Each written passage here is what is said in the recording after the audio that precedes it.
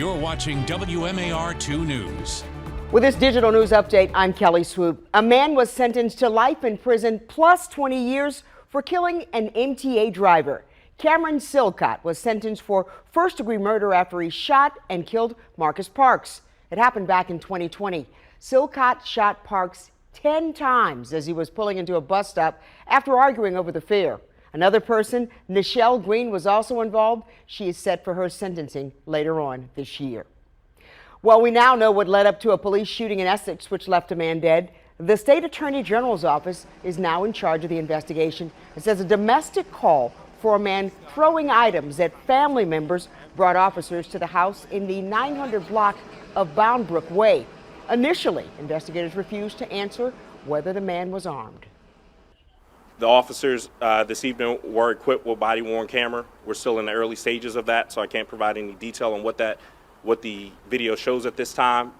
Less than 24 hours later, investigators revealed that the man grabbed a pair of knives and came at police, and they shot him. That man, who friends have identified as 39-year-old Ralph Piccarello III, recently had encounters with police involving drugs.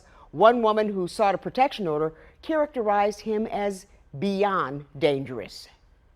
The FDA announced some strict limits on Johnson & Johnson's COVID-19 vaccine, deciding the benefit still outweighs the risk for some people.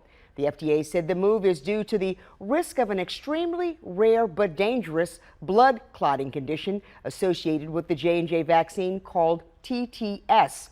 That's why it's limiting the emergency use authorization of the vaccine. Officials say only adults who don't have access to other vaccines should take it, or if people are wary of the mRNA vaccines, the FDA says you should still take the J&J shot to have some kind of protection. So what should you look out for? TTS symptoms typically begin within 2 weeks of the vaccination, and those symptoms include shortness of breath, chest pain, leg swelling, headaches, blurred vision, or red spots just under the skin. And now from WMAR 2 News, Maryland's most accurate forecast. And we're looking at a damp day on tap as we head towards Friday. Unfortunately, it's going to be a soggy one, a bit of a super soaker. Temperatures struggling to get into the lower 60s. Could hear some rumbles of thunders as we head into the afternoon and evening, especially along and south of I-95. And we're expecting that rain to linger through the overnight hours. Daytime highs get into the upper 50s, low 60s at best for most of us. And as we head into the weekend, the rain sticks around as an area of low pressure churns through the area, keeping the clouds and keeping the temperatures in the 50s. We rebound back into the 70s by the middle of next week. Stick with us online at WMAR2news.com. We'll bring you updates on our top stories and following breaking news.